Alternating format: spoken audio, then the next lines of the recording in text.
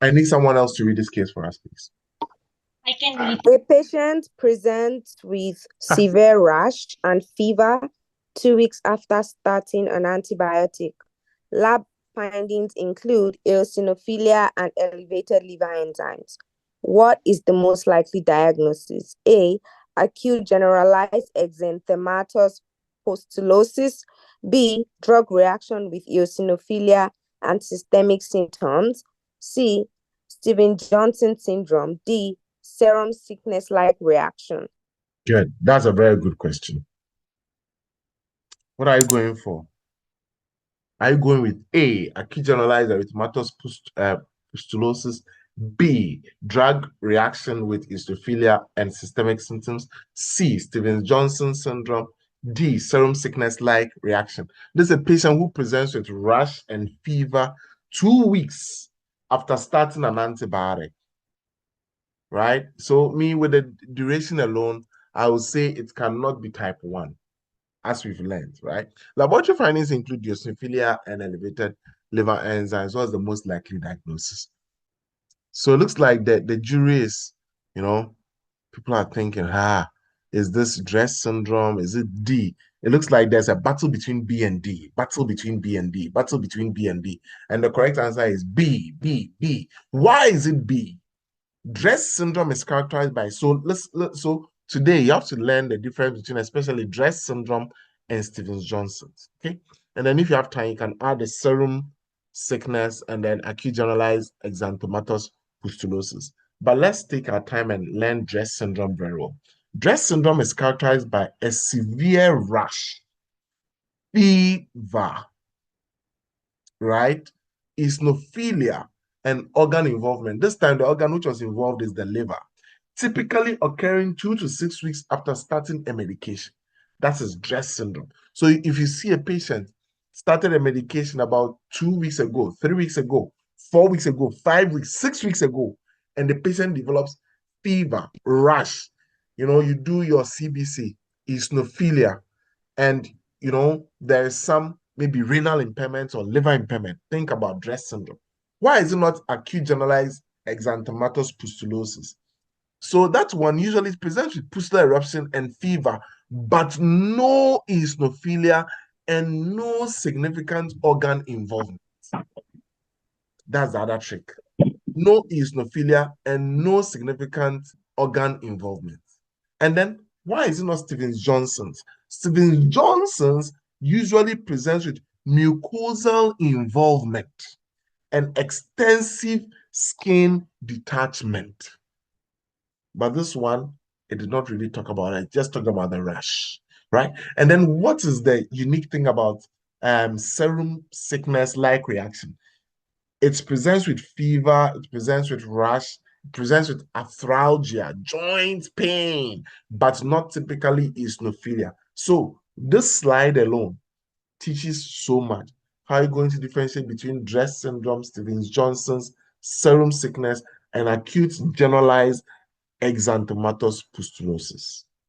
The things you need to learn how to differentiate: acute generalized exanthematous pustulosis, drug reaction with eosinophilia and systemic symptoms, Stevens-Johnson syndrome, and serum sickness-like reaction, right? So we use one objective or one question and learn so much from it.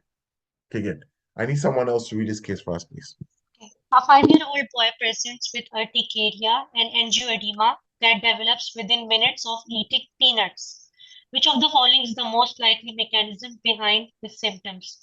Option A, IgE-mediated reaction. B This is should be simple. non-IgE-mediated reaction. Mhm. C, food protein-induced enterocolitis syndrome. And D is celiac disease. This should be very simple because we've already dealt with that concept. Yes. This should be very simple.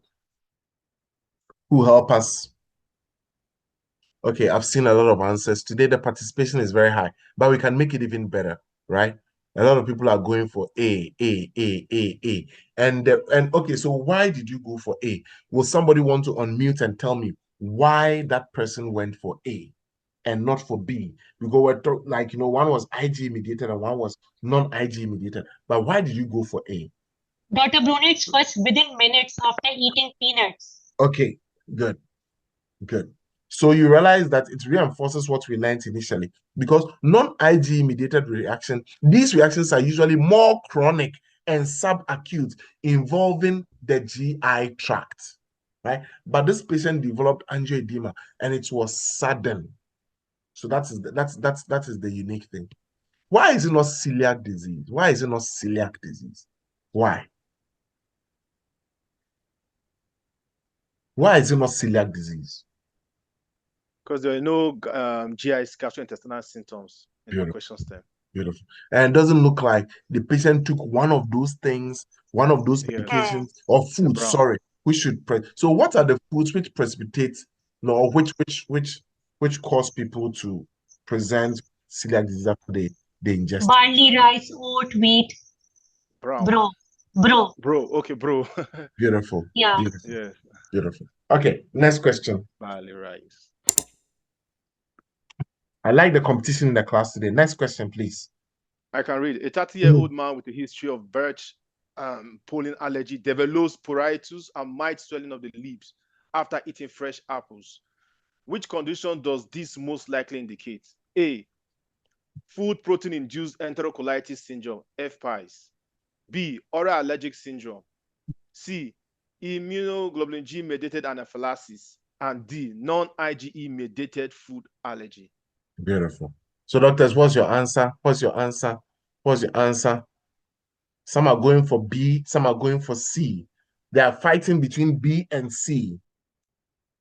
The answer is oral allergy syndrome. And I'm going to take my time to explain what oral allergy syndrome is.